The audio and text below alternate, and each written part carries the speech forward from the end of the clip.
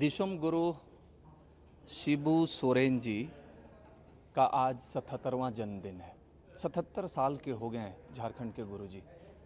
उनके संघर्ष की एक लंबी कहानी रही है और उन संघर्षों को, जिनमें से कई ऐसी चीज़ें हैं जिससे शायद हम आप वाकिफ़ न हों, उनको एक कागज़ों के कुछ पन्नों में पिरोया है झारखंड के वरिष्ठ पत्रकार अनुज कुमार सिन्हा जी ने। आज खास मौका था, गुरु जी का जन्मदिन था और इसी मौके पर अनुज सिन्हा जी द्वारा लिखित किताब का भी विमोचन हुआ। गुरु जी भी यहाँ मौजूद थे। इस वक्त हमारे साथ अनुज सिन्हा जी हैं। सर, एक तो आपको बहुत बधाई देते हैं कि आपने इतनी बड़ी पुस्तक लिखी। सर, सवाल ये हमारा है कि गुरु जी के संघर्ष के बारे में लोग जानते हैं, बहुत थोड़े बहुत तो जरूर जानते हैं। आपके पुस्तक में ऐसी कौन सी चीज़ें हैं जो आपने बहुत ढूंढ कर निकाला? लगभग सारी चीज़ें अगर आप देखेंगे तो गुरु जी के बारे में जो भी सामग्री आ रही है इधर है, वो कब की है? राज्य बनने के आसपास ही है, उसके बाद का। तो गुरु जी का संघर्ष क्या 2000 के आसपास का है? नहीं, गुरु जी का संघर्ष 70s के दौर से शुरू होता है 67-68 में। तो ये पूरी कहानी है, कैसे शिबू सोरेन निकलते हैं नेमरा से। नेमरा में स्कूल में पढ़ने वाला एक बच्चा वहाँ से निकलता है और पिता की हत्या के बाद बदला लेने की नीयत से, और वहाँ से लोगों को एकजुट करते हैं। उस समय का माहौल अलग था, महाजनों का कब्जा था, सुदखोरों का कब्जा था, उनकी जमीन ले ली गई थी आदिवासियों की। वहाँ से निकलकर गोला पेटरवार होकर वो टुंडी जाते हैं, वहाँ पर आश्रम खोलते हैं, संघर्ष करते हैं। तो ये सब चीज़ें कहीं नहीं आती हैं। टुंडी का जो संघर्ष है, जिसने बताया कि कैसे संघर्ष किया जाता है। पैरेलल सरकार चलती थी गुरु जी की, सिस्टम, वहाँ पर जो चाहते थे सो करते थे, और वहाँ पर लोगों को खेती करना सिखाना, पढ़ाना, रात्रि पाठशाला करना है, शराब के खिलाफ अभियान चलाना, ये सब चीज़ उस पर जिक्र है।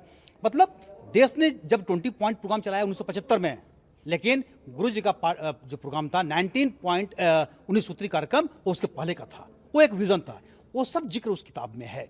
प्लस छोटी छोटी तमाम घटनाएं हैं जो झारखंड आंदोलन के दौरान हुई थी, जो अखबारों में नहीं आती थी, अंदर के गमा है। कैसे जब इन्होंने आश्रम खोला उस समय क्या हुआ, किस समय पुलिस ने कैसे इनको इनकाउंटर मारने का प्रयास किया, कैसे इन्होंने सरेंडर किया, कैसे केबी सक्सेना वहां पर गए। केबी सक्सेना डिप्टी कमिश्नर हुआ करते थे धनबाद के, जिनको तत्कालीन पीएम इंदिरा गांधी के आदेश पर भेजा गया था कि इनको पहले इनको पकड़ो। उसको वहां जाने के बाद इन्होंने उसको बातचीत हुई, समझाया, और तब पता कि नहीं ये तो वैसे आदमी नहीं है, ये तो नायक है आदिवासियों के। तब वहां से रिपोर्ट गई, तब मालूम हुआ कि जिस शिबू सोरेन को हम लोग चाहते हैं कि मारने के लिए, वो शिबू सोरेन नहीं है, ये तो जननेता है, बड़ा काम कर रहे हैं। उसके बाद धीरे धीरे इनको समझाया गया और उन्होंने सरेंडर किया। ये किताब में जिक्र है, लक्ष्मण शुक्ला है, ये सब कहीं नहीं मिलती है। सर, ये लिखने का ख्याल आपके मन में ये कहाँ से है? नहीं, हम गुरु जी के साथ बहुत दिनों से रहे हैं, साथ में कई घटनाओं के गवाह भी रहे हैं।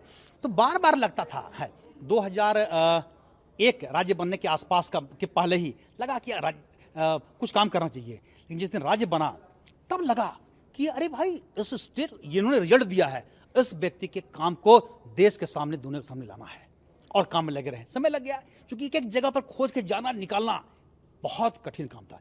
तो निर्णय हम लोगों ने किया था 99 के एंड में होगा या 2000 के पहले में। उसमें तय किया था कि गुरु जी पर कुछ काम करेंगे, और हम हर साल करते रहते थे, लेकिन बड़े पैमाने पे किताब के रूप में काम ये पहली बार हुआ। कितना समय लगा सर किताब पूरा लिखने में, संकलन करने में? देखिए, संकलन करने में तो हमारा चलते रहा था, तो लगभग 20 साल के आसपास का इसमें का मैटर है, और इधर उसको राइटिंग में कन्वर्ट करने में लगभग 2 साल के आसपास का लगा, क्योंकि डॉक्यूमेंट्स मिलना मुश्किल काम होता था, दस्तावेज तैयार करना, वो जिक्र किया।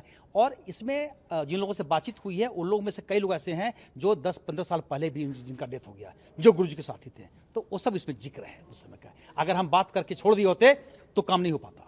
सर, गुरु जी आज खुद अपने संबोधन में एक बात पे फोकस कर रहे थे कि पढ़ाई पे फोकस करना है और ये शराब छोड़ना है।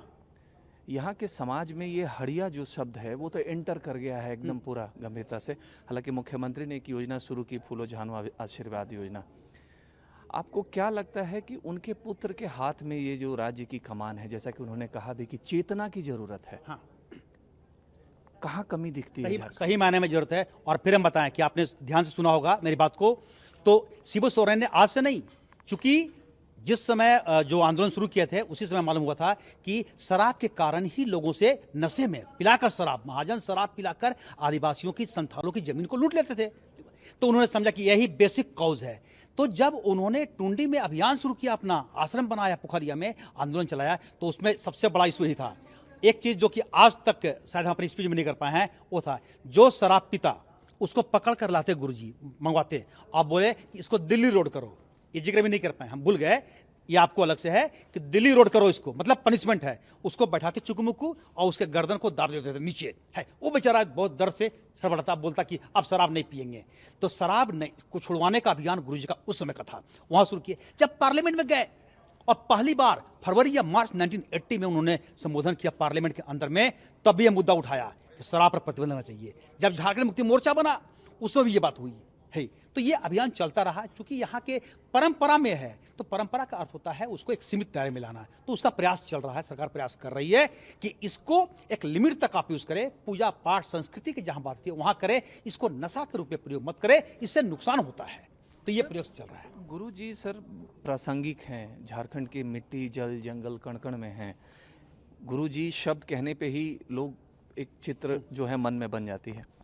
क्या इस पुस्तक में जो गुरु जी का ये राजनीतिक सफर रहा, कई ऐसे मोड़ आए जहाँ पे विवाद भी रहे, गुरु जी कई मामलों को सबका जिक्र आप जो पूछना चाहते हैं, एक एक जिन बातों की आप इशारा कर रहे हैं, 93 का जो कांड हुआ था, जेएमएम का कांड हुआ था, जिस पता उसका जिक्र है, पूरी घटना का जिक्र है, बताने का प्रयास किया गया है कि कैसे कैसे क्या घटना घटी, वो दिया गया है, और फिर उसका कंक्लूजन दिलाने का प्रयास किया गया है, जो हमेशा पॉजिटिव आया हुआ है। आरोप लगे उनके ऊपर में, है ना, हत्या तक के आरोप लगे कि है, उसके बाद उसके कारण को छोड़ना पड़ा कई हमें, लेकिन सब में सुप्रीम कोर्ट का डिसीजन क्या है, सारे में बरी होते गए। तो बताने का प्रयास किया गया है उस किताब से कि ये आरोप लगे, आप ऐसे इससे आप निकलते गए, उन घटनाओं का जिक्र है और कोर्ट के हवाले से है। तो सच को, कंप्लीट सच, जो व्यक्ति जब इस्तीफा दिए उसको भी जाना, और जब सुप्रीम कोर्ट का डिसीजन आया वो नहीं जाना है, तो वो तो मानेगा कि भाई इनके ऊपर तो आरोप है। सारे चीज को कंक्लूड किया गया है कि ये चीजें आ गई हैं गुरु जी के बारे में इनका। और सबसे इंपॉर्टेंट चीज है असली शिबू सोरेन क्या है, इनका व्यवहार कैसा है, वो सब आया हुआ है। तब मालूम होता है कि बड़ी सरल निष्कपट जो मन में आया सो करते हैं। पॉलिटिकल बयान देते हैं वो सोच समझ कर, गौर करिएगा, वो अलग होता है। दिल में कुछ और रहता है। दिल में क्या मतलब, वो जो है सब लोगों को साथ लेके चलने वाला व्यक्ति है। ये जो दिमाग में सबका है ना कि लड़ाई झगड़ा तीर कमान, वो नहीं है। आप ये बताएं, आपके लिए है एक उदाहरण, आप भी पत्रकारिता में लंबे समय से हैं, पूरे झारखंड मूवमेंट में कोई एक सिंगल आप उदाहरण दीजिए जिसमें जब भी महाजनों के घरों पर हमला हुआ, खेतों पर हमला हुआ है, एक भी महिला के साथ दुर्व्यवहार हुआ हो, एक भी केस कभी नहीं हुआ।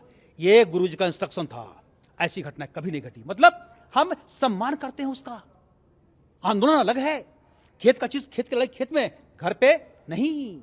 तो ये चीजें हैं गुरुजी का है। आप गुरुजी में से आप कहते हैं कि कोई भी इनके ऊपर में कंट्रोवर्सी महिलाओं का आप जोड़ दीजिए, कभी नहीं रहा। तो ये दर्जा है, ये असली शिबू सोरेन है। Thank you sir. धन्यवाद जी। ये अनु सिन्हा जी वरिष्ठ पत्रकार, इन्होंने चूंकि अब किताब लिखी तो पूरी चीज़ों को एक तरीके से इन्होंने जिया है।